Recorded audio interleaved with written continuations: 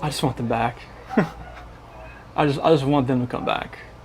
And if they're not safe right now, that's what's tearing me apart. Because if they are safe, they're coming back. But if they're not, this has got to stop. Like, somebody has to come forward.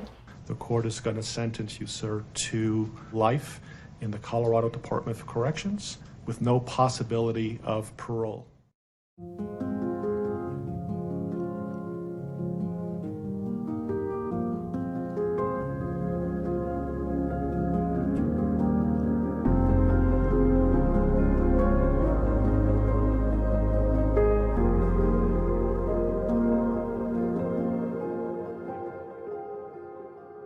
The Watts family murders.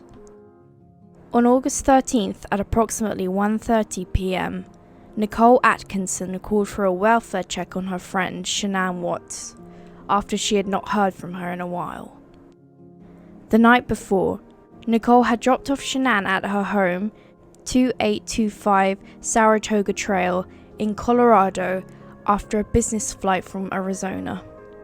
When Nicole had not heard from Shan'ann the next morning, she became worried and went over to Shan'ann's home. Shan'ann also had a doctor's appointment that morning, which she did not attend. During that doctor's appointment, Shan'ann was expected to hear the heartbeat of her unborn child for the first time. Nicole observed that Shan'ann's car was still in the garage, but there was still no sign of Shan'ann. Nicole called Shan'ann's husband, Chris Watts, and requested him to come home to check on Shan'ann. Nicole had told the police when they arrived that she was worried about Shan'ann because she was pregnant, diabetic, and was known to have seizures. She also stated that Shan'ann had told her that she had not been feeling well recently. When the officer arrived to complete the welfare check, he checked the front door, which could not be opened fully due to the safety latch, but he was still able to open the door a couple of inches. He claims that he announced his presence but heard no movement from inside the house. Nicole repeatedly called Shan'ann's husband and reported to the police officer that Chris was not coming home to help find Shan'ann. On hearing this, the officer then contacted Chris Watts himself and asked if he could return home, and Watts replied that he was 5 minutes away. Chris Watts arrived home and unlocked the door. He consented to a search of the house, but there was still no sign of Shan'ann and their 2 children, Bella and Celeste. Shan'ann's purse, wallet, phone, and credit cards were still inside the home. Chris told the officer that Shan'ann had arrived home from a trip at 2 a.m.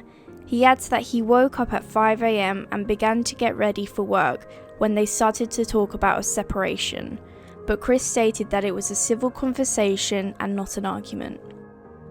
He then backed up his truck into the garage, loaded up his tools, and headed off to work. According to Chris, Shan'ann told him that she was taking the kids to a friend's house, but Chris did not ask which friend.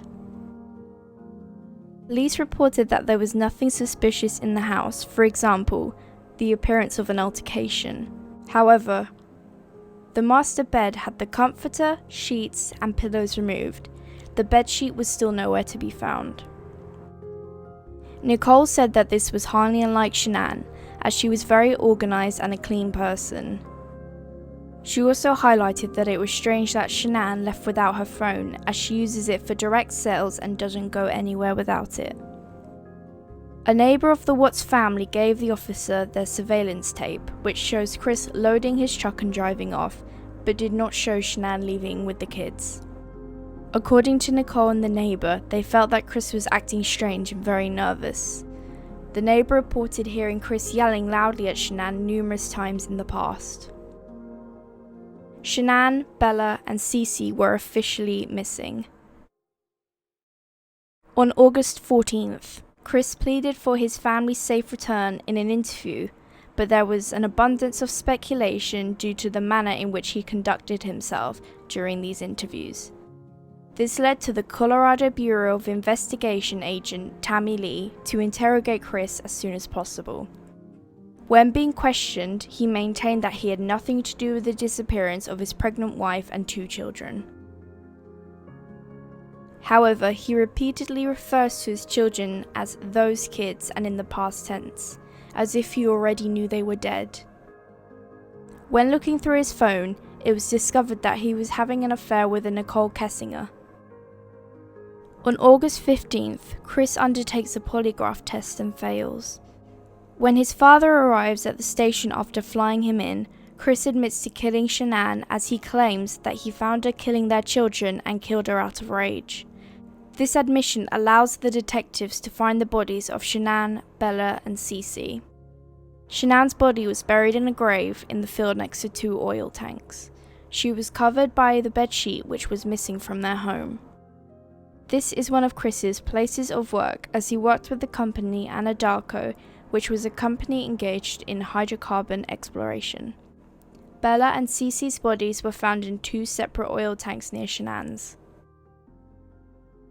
On August 16th, investigators retrieve their bodies, and Chris appears in the Weld County District Court for his bond hearing. On August 21st, Chris is officially charged with the murder of his wife and kids. On November 6th, Chris pleads guilty to the slaying of his family to avoid the death penalty. On November 19th, Chris is sentenced to 3 consecutive life sentences.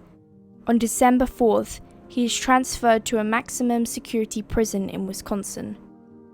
During an interview on February 18, 2019, Chris Watts admits to killing his daughters Bella and Cece and his pregnant wife Shan'ann. This confession puts to rest the idea that Shan'ann killed her children, which led Chris to kill her out of rage. However, there is still speculation on whether Chris killed his children at the oil site or at home before he had left. Shanann's unborn child was named Nico. On the build-up to the murders, Shan'ann had told friends that her and Chris's relationship was rocky, and Chris had even changed his mind about wanting another child. Unknown to Shan'ann, Chris had been cheating on her. However, during an interview, a friend of Shan'ann mentioned that Shan'ann had suspicions regarding Chris cheating. In text, Shan'ann describes how distant Chris is. However, a couple of days before the murders, she explains that she and Chris had a good talk regarding their relationship and seemed hopeful for their future. On the day of the murders, Chris had called his mistress, who reported that she felt uncomfortable that Chris was focused on her considering his wife and children were missing.